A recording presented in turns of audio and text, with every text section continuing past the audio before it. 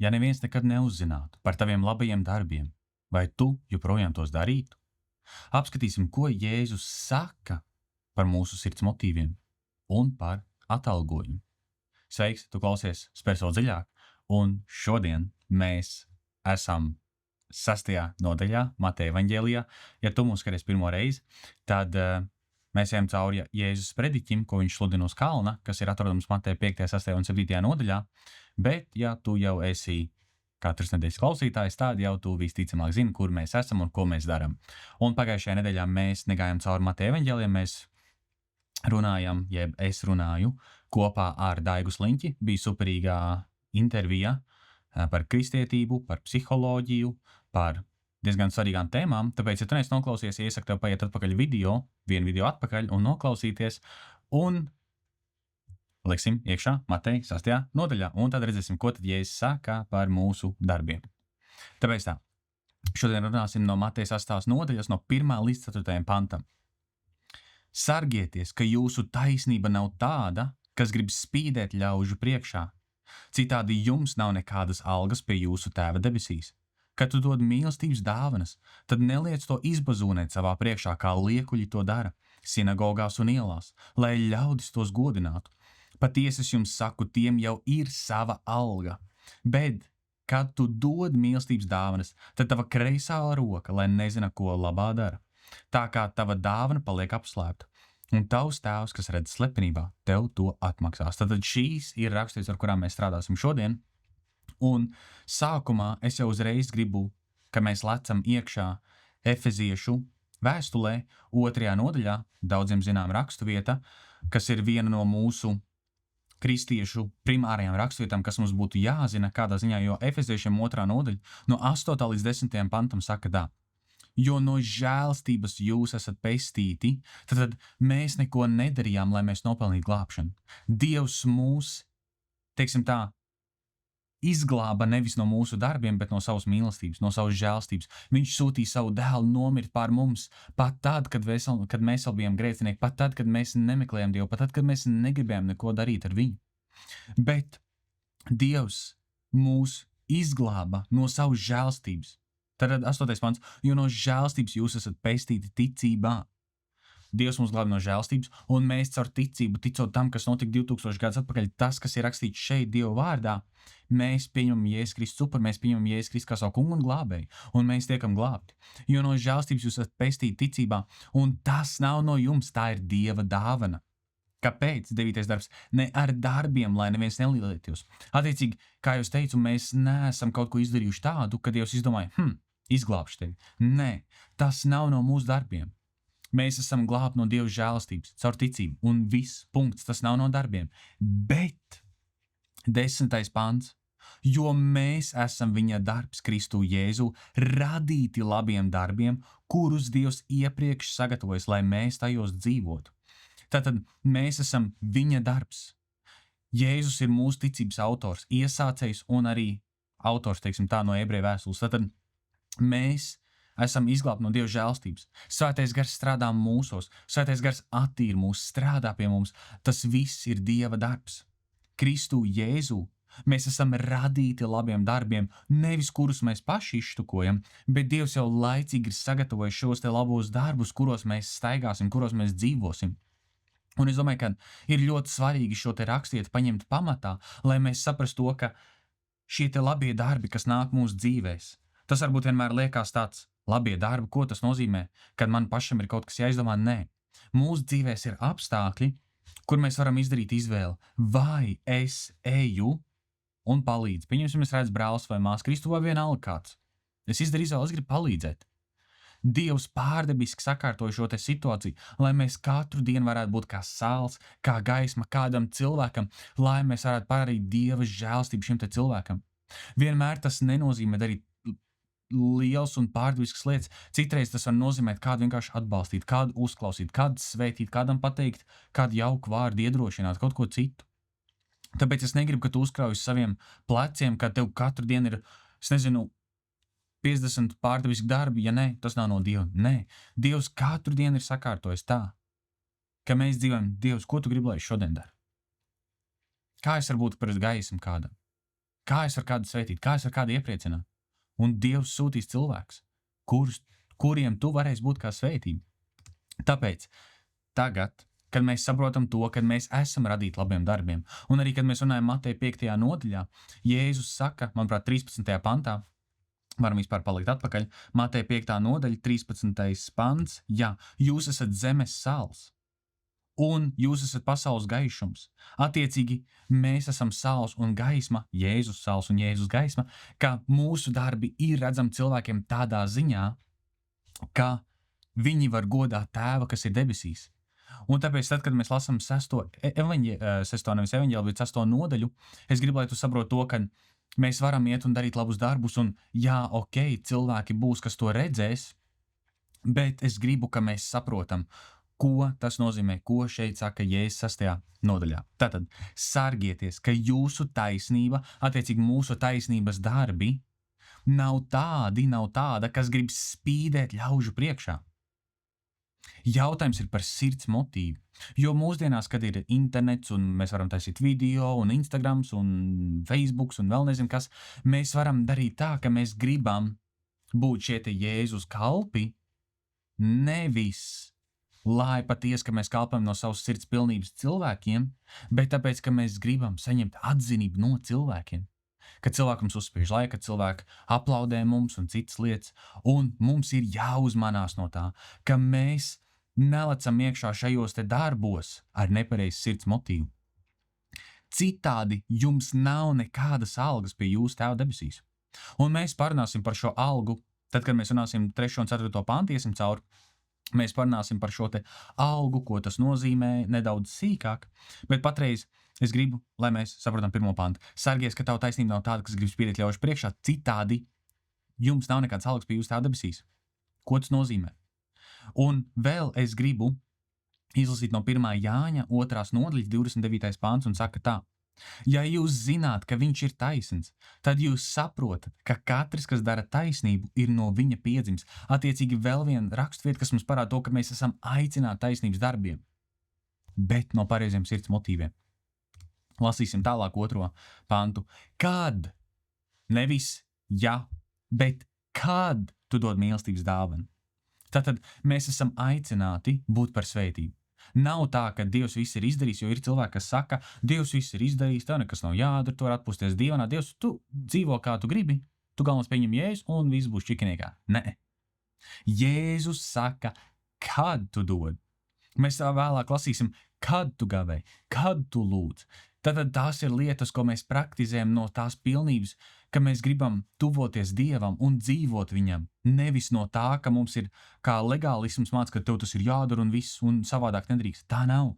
Tas nāk no sirds pilnības. Tātad, 2. pants, kad tu dod mīlestības dāvanas, tad neliec to izbazūnēt savā priekšā, kā liekuļi to dara sinagogās un ielās, lai ļaudis tos godinātu. Patiesi es jums saku, tiem jau ir sava alga. Tātad, šeit ir interesants aspekts par vārdu izbazūnēt. Angliski pat ir vārds trampete. Kas notiek, kad tiek pūst šī te bazūna? Tā pievērš cilvēku uzmanības, kad cilvēki paskatās. Tātad Jēzus saka, ka tad, kad mēs daram šīs te taisnības darbus, kad mēs dodam mīlestības dāvanas, mēs nebazūnējam, hei, cilvēki, skatieties, ko es daru. Nē, mēs to darām, pat, ja neviens to neredz. Tātad mēs to nebazūnējam.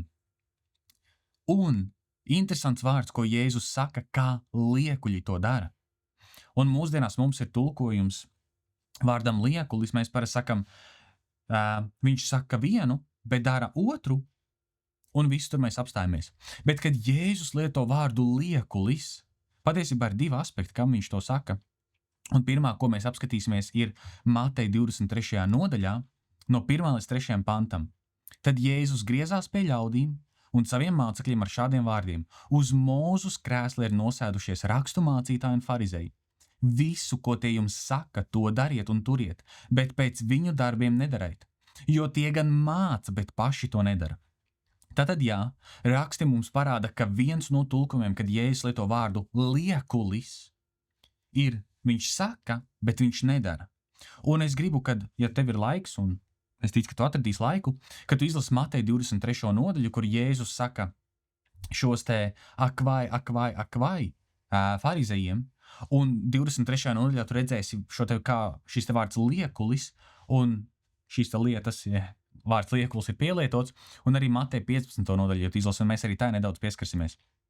Bet tātad viens no tulkojumiem vārdam liekulis ir kāds, kas saka vienu, bet viņš nedara.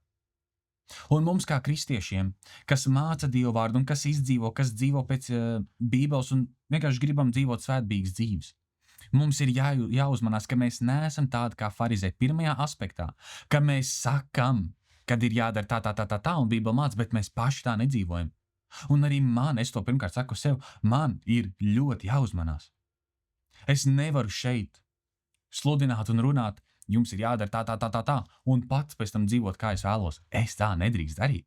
Savādāk es esmu liekuls Dievu priekšā, un es saņemšu bargu sodu par to, un man ir jāuzmanās. Un Jēkab vēstule 3. nodaļa saka par to, ka nekļūstiet daudz par mācītājiem, attiecīgi tādi, kas māca Dievu vārdu, un mēs katrs vairāk vai mazāk mēs mācam Dievu vārdu savām dzīvēm, bet tiem, kas īpaši vairākiem cilvēkiem konstanti māca Dievu vārdu, mums ir jāuzmanās. Tāpēc, kad mums būs bargāks sods. Kāpēc? Tāpēc, ka mēs varam ieslīgt tajā, ka es mācu un sludinu citiem, bet es pats nedaru. Tāpēc man ir jābūt uzmanīgam. Un šis ir pirmais aspekts. Saka vienu, bet nedara. Un kāds ir otrais aspekts, ko Jēzus saka, ko nozīmē vārds liekuls? Un to mēs apskatām Mateja 15. nodaļā, un mēs kontekstam izlasīsim no 1. līdz 9. pantam. Tātad Mateja 15. nodaļa iesaka tev izlasīt. Tad rakstu mācītāji un farizēji nāca no Jeruzalemes pie Jēzus un sacīja: kāpēc tavi mācekļi pārkāp vecēju likumus? Jo tie rokas nemazgā, kad ēd maizi. Bet viņš atbildēja tiem un sacīja: kāpēc tad jūs arī pārkāpjat Dievu pavēles savu likumu dēļ? Jo Dievs ir pavēlējis godā savu tēvu un māti, un kas tēvu vai māti nolāda, tam būs mirti. Bet jūs mācāt, ja kas saka uz savu tēvu vai māti, kas tev no manis nāktos, lai ir Dievam par upuri, tam nevajagot vairs godāt savu tēvu vai māti. Tā jūs atceļat Dieva vārdus un savu likumu dēļ. Jūs liekuļi, ja es lieto šo te vārdu, Jesaja ir pareizi par jums pravietojis sacīdams: šī tauta godā mani ar savām lūpām, bet viņu sirds ir tālu no manis. Bet velti tie mani godās sludinādami mācības, kas ir cilvēku likumi. Tad šeit Jēzus nerunā par to, ka viņi saka vienu un dara otru. Šeit, kad viņš lieto vārdu liekulis, ir tas, kad tauta godā, jūs godājat mani ar saviem vārdiem, bet tavas sirds ir tālu prom no Dieva. Un es gribu, ka mēs izlasam arī, no kurienes Jēzus citēja šo te raksturvietu, kas ir atrodams Jesaja 29. nodaļā, no 13. līdz 14. pantam. Un tur ir teikts tā: vēl tas kungs ir sacījis, tad mēs lasām no Jesajas skruļa. Tādēļ, ka šī tauta man tuvojas tikai ar savu muti un mani godā tikai ar savām lūpām, bet ar savu sirdi ir tālu no manis. Un viņu bijība manā priekšā ir tikai ārīgi iemācīta cilvēku ieraža. Tad es joprojām apiešos ar šo tautu brīnišķā un neparastā veidā, tā, ka viņas gudro gudrība būs apkaunota un prātīgo saprāts būs aptumšots. Attiecīgi, kad mēs lasām Mateja 6. nodaļu, 2. pantu, mēs redzam to, ka šis te vārds liekulis ļoti spēcīgi atspoguļojas ne tikai tajā aspektā, ka tas ir cilvēks, kas dara vienu, jeb saka vienu un dara otru, bet ka tas ir cilvēks, kas ir sevi piemānījis ar to, ka kamēr es ārēju daru šīs lietas, lai cilvēkiem liktos ļoti garīgs un brīnišķīgs un dievbijīgs cilvēks, bet patiesībā sirdī es esmu tālu no Dieva, jo tās lietas, ko es daru, ko Bībele man māca, es nedaru no tā, ka es vēlos kalpot Dievam. Es daru no tā, ka es vēlos saņemt atalgojumu no cilvēkiem, kad es vēlos būt kaut kas cilvēka acīs, nevis Dieva acīs. Tas ir kaut kas tāds, kas mēs esam tik bieži vien tajā varam ieskriet iekšā, ka mēs kā kristieši, ka mēs izdzīvojam savus dzīves nevis par godu Dievam, bet par godu cilvēkiem. Un tad, kad mēs daram lietas, kad mēs daram labas un skaistas lietas priekš cilvēkiem, mēs tās nedaram par godu Dievam. Mēs daram tās par godu, lai mēs saņemtu atzinību. Wow, cik brīnišķīgs tu esi! Wow, cik skaists tu esi! Wow, cik dievbijīgs tu esi! Tas ir kaut kas tāds, ko mēs lasām Apostoļu darbos 5. nodaļā. pār Ananai un Safīru, manuprāt, Latvijas pareizi tulkojas, ir tas, ka viņi redzēja, kā citi pārdeva savu zemi un atdeva šo te visu naudu draudzei, un kā cilvēks viņiem skatījās, wow, cik dievbijīgs viņš ir, cik ļoti nodevies viņu dievam viņš ir. Un tie esam mēs bieži vien. Kad mēs redzam, cik cits ir nodevies dievam, kā Dievs spēcīgi lieto viņu. Un tad Ananija un Safīra, viņi pārdod it kā savu zemes gabalu, un viņi saka, ka viņi atdod visu, bet patiesībā viņi atdod tikai daļu. Viņi melo pret Dievu, viņi melo pret Svēto garu. Un kas notika? Dēļ tā, ka viņi meloja pret Dievu, darīdam, jeb parādīdam to, ka mēs esam tik dievbīgi, bet patiesībā ne. Dievs viņus soda. Es gribu, ka tu sev uzdod jautājumu, vai tās lietas, ko tu dari, vai tu turpinātu darīt, vai tu turpinātu svētīt cilvēks, iedrošināt cilvēks, dod dāvans, dod finansiālu palīdzību, dod maltīt, jebko citu. Pat tad, ja neviens to neredzētu, pat tad, ja tev neviens nekad nepateikt paldies, pat tad, ja neviens to neaplaudētu. Vai mēs to turpinātu darīt? Jo tas parāda mūsu patiesos motīvus. Vai es turpinātu ierakstīt šos te video, pat tad, ja būtu neviens skatījums. Pat tad, ja man neviens nekad neteikt paldies. Ja Dievs ir mani un tevi aicinājis konkrētām lietām, svētīt, palīdzēt, iedrošināt, celt, vai mēs to darītu no patiesas sirds pozīcijas, kad es vēlos kalpot Dievam, un man neinteresē, vai cilvēki man aplaudē, vai ne? Vai es to daru cilvēku dēļ? Un šis te ir otrais aspekts, ko Jēzus saka, ko nozīmē vārds liekuls. Kamā mēs bieži vien varam ieslīgt. Kad es to daru, lai es ārēji būtu kāds, kas es neesmu patiesībā. Un Dievs to atraida. Un tas ir arī kaut kas tāds, ko mēs redzam arī Mateja 23. nodaļā, no 27. līdz 28. pantam, kur Jēzus saka, vai jums rakstu mācītāji un farizēji jūs liekuļi? Jo jūs esat līdzīgi nobaltētiem kapiem. Kāpēc? Kas no ārpuses izskatās jauki, bet no iekšpuses ir pilni ar miroņu kauliem un visādi netīrību. Tā arī jūs no ārpuses gan izrādāties ļaužu priekšā kā taisni, bet iekšpusē esat pilni liekulības un netaisnības. Tātad šis te vārds liekuls. Vēlreiz atgādina, nav tikai kāds, kas saka vienu un dara otru, bet arī kāds, kas ar pašizdomātām kalpošanām ir apmānījis sevi un domā, ka Dievs to akceptē, ko mēs darām, ka mēs sludinam vienu un brīvajā brīdī mēs dzīvojam grēkā. Bet ārē mēs izskatāmies skaisti, ārē mēs izskatāmies un cilvēki mums saka, wow, ja es būtu kā viņš, es noteikti būtu Dievam tuvāk un būtu Dievam mīļāks. Tie ir meli. Un mums ir jāuzmanās, ka mēs nepieviļam paši sevi ar pašizdomātām kalpošanām. Ar to, ka mēs esam kaut kas, jo mēs runājam. Skaistas lietas. Un atgriežoties pie Mateja 8. nodaļas, tas mums arī dod lielāku saprašanu, kāpēc Jēzus saka 2. pantā, ka tu dod mīlestības dāvanas, tad neliec to izbuzunēt savā priekšā, kā liekuļi to dara sinagogās un ielās, lai ļaudis tos godinātu. Patiesi es jums saku, tiem jau ir sava alga. Un kad Jēzus saka, tiem jau ir sava alga, kas tad ir šī alga? Lidās mēs apskatīsim. Lasam tālāk 3. un 4. pantu, iziesim cauri kaut kam, kas ir teikts korintiešos, pirmajā vēstulē korintiešiem, un tad to arī sapratīs par šo te algu. Bet, 3. pants, kad tu dod mīlestības dāvanas, tad tava kreisā roka, lai nezina, ko labā dara. Tā, ka tava dāvana paliek apslēpta. Un tavs tēvs, kas redz slepenībā, tev to atmaksās. Es gribu, ka mēs ejam uz 1. korintiešiem, 3. nodaļu, no 10. līdz 15. pantam. Un šeit Pāvils runā uz Korintas draudzi, un viņš saka tā 10. pantā.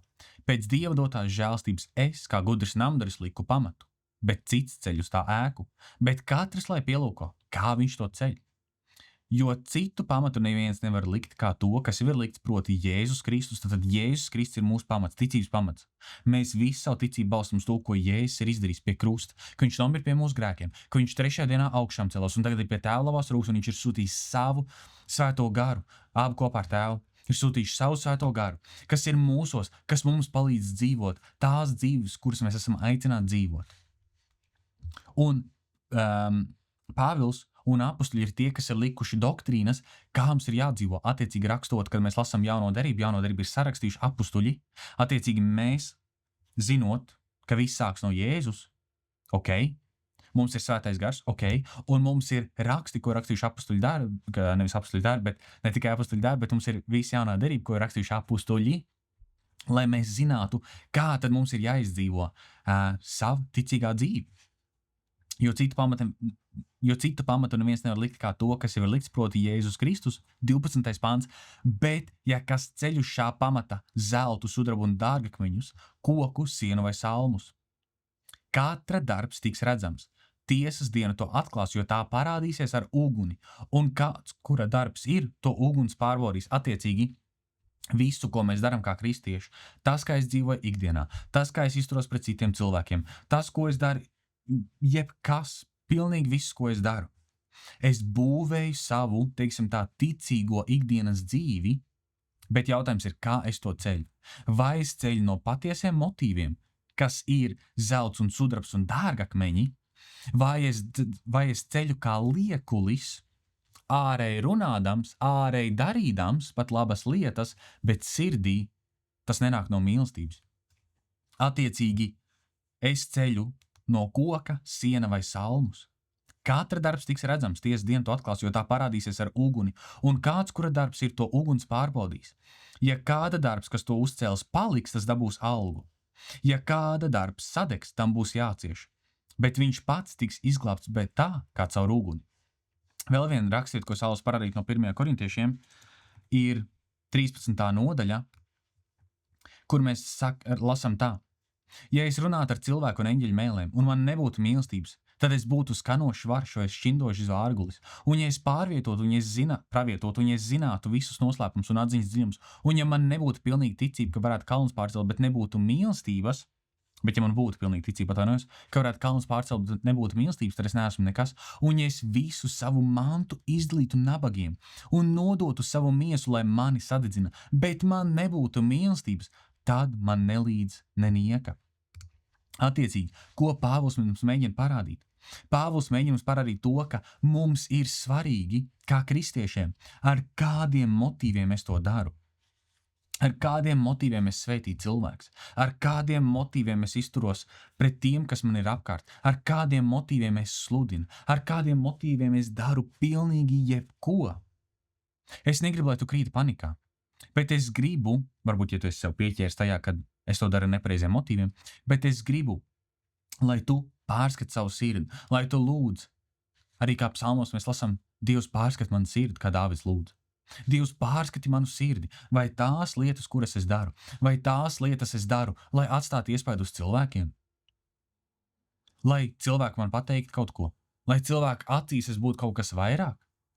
Vai Dievs tiešām es būtu gatavs to darīt un kalpot tev?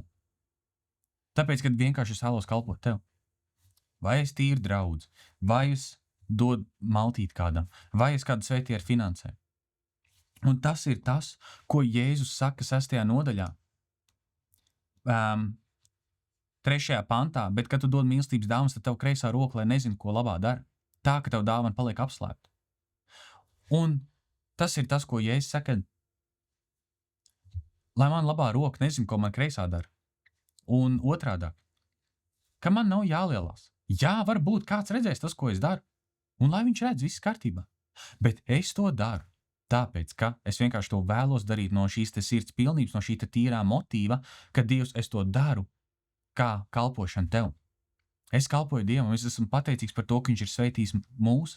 Mēs sveitījam tālāk ar finansēm, ar maltību, ar citām lietām. Un būsim uzmanīgi, ka mēs nelielamies cilvēkiem ar tām labajām lietām, kurām mēs darām, tāpēc, ka tam nav nozīmes. Šeit uz zemes varbūt mēs nesaņemsim uzreiz atalgojumu par to, bet debesīs. Tad, kad mēs stāvēsim Dievu priekšā, kad šī te uguns pārbaudīs pilnīgi katru darbu, ko mēs esam izdarījuši. Cik superīgi būs tad, kad šie te darbi būs būvēti ar zelta, ar sudrabu un dārgakmeņiem.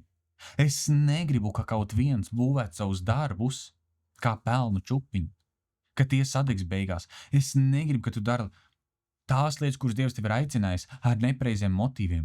Tāpēc, ka Dievs var sagatavot brīnišķīgas lietas priekš tavas dzīves, bet ja tu tās darīsi ar nepareiziem motīviem, Tu pats sev apzodzi. Tāpatās kā 2. pantā, ko es teicu. Kad tu dod mīlestības dāvanas, tad neliec to izbazunot savā priekšā, kā liekuļi to dara sinagogās un ielās, lai ļaudis tos godinātu. Patiesi es jums saku, tiem jau ir sava alga. Kas tad ir viņu šī alga? Ir mēs, kad viņi deva, un viņi teica, redziet, es dodu, redziet, es svētīju, paskatieties, cik labs un svētīgs es esmu, un cik dievbijīgs un vēl kāds es esmu, ja? Mēs varam samainīt to atalgojumu, mūžīgo atalgojumu, ko debes Tēvs būtu sagatavojis priekš mums, pret vienkārši aplausiem, un viss. Ir mēs, ja tev ir jāizvēlās 2 minūšu labsajūta, kad cilvēki tev aplaudē. Vai cilvēki tev pasaka, wow, kāds tu esi, wow. 2 minūšu labsajūta mēs samainam pret kaut ko tādu, kas mums būtu mūžībā bijis, kad mēs būsim ar debes Tēti kopā. Šo te atalgojumu. Un es nevēlētos, kā ir teikts 1. korintiešiem 3. nodaļā, 15. pantā, ja kāda darbs sadegs, tam būs jācies, bet viņš pats tiks izglābts, bet tā kā caur uguni, ka mēs knapi tiekam debesu valstībā, teiksim tā. Jo mēs visu dzīvi esam staigājuši ar to, ka citi redz, cik taisns es esmu, citi redz, cik brīnišķīgs es esmu, cik dievbijīgs un vēl kāds, ja? Un ka beigās viss, ko mēs esam darījuši, tam bijusi nav ne mazākā nozīme.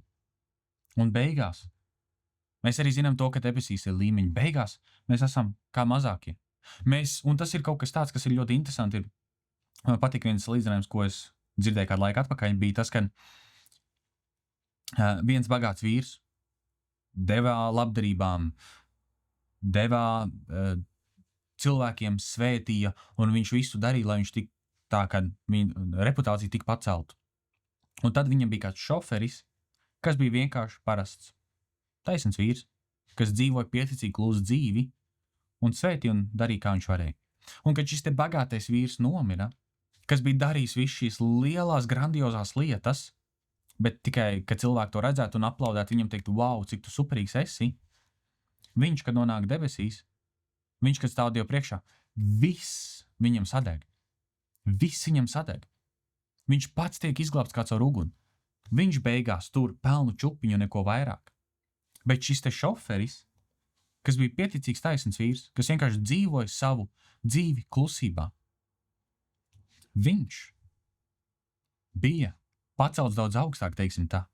Augstākā līmenī. Es zinu, ka varbūt izklausās tagad dīvaini, bet noteikti par to parunāsim nākotnē. Un tas ir arī kaut kas tāds, ko mēs esam runājuši pirms tam ar sievu, un kas man ļoti uzrunājas ir rakstvieta, ir no 1.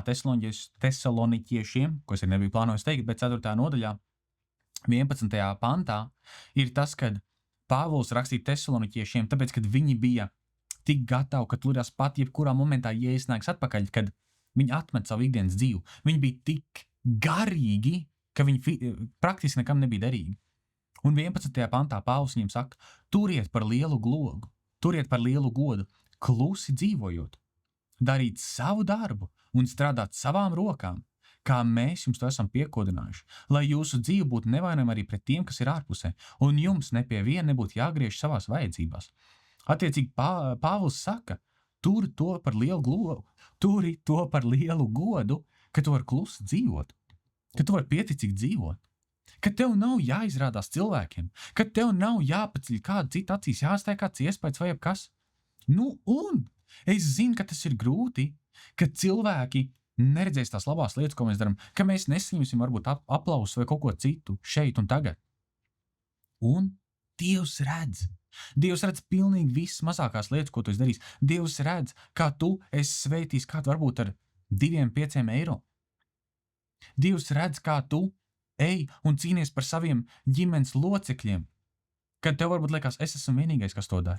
Dievs redz visas lietas, ko tu dari, ko neviens cits neredzēs, un varbūt nekad nepateiks tev, wow, bet Dievs to redz.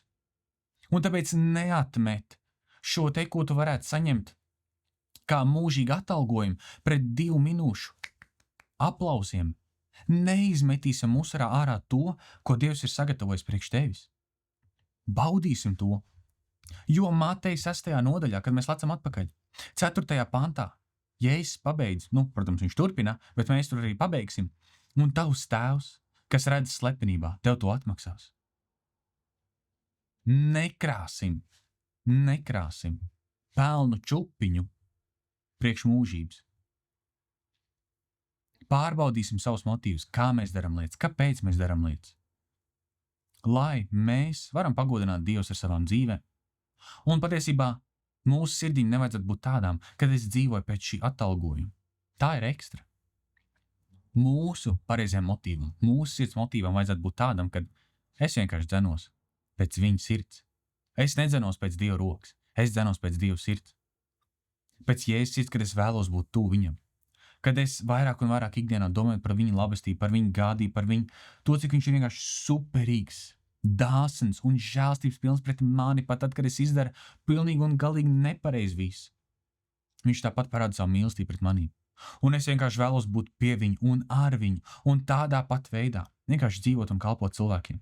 Klusi, tā, ka neviens to neredz. Pat tad, kad neviens neaplaudē. Vienkārši būt par svētību. Lūksim. Paldies Tev, mīļais debes Tēti, par Tavu brīnišķīgo vārdu, ko Tu esi devis mums.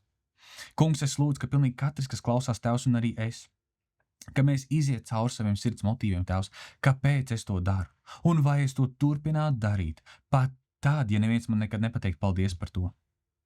Tevs strādā pie manas sirds, Tevs, un strādā pie pilnīgi katras sirds, kas klausās Tēti.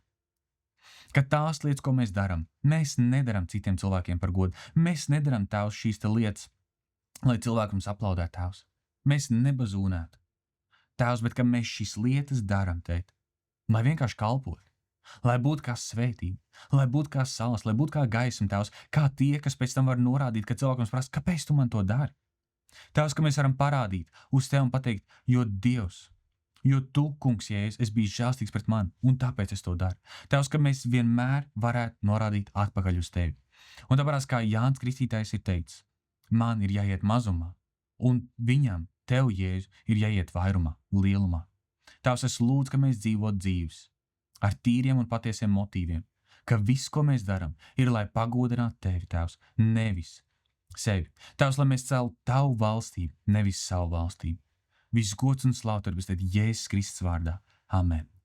Paldies, ka klausījies, lai Tev brīnišķīgi un svētīgi atlikusī nedēļa, un tad jau tiekamies nākošajā video. Atā!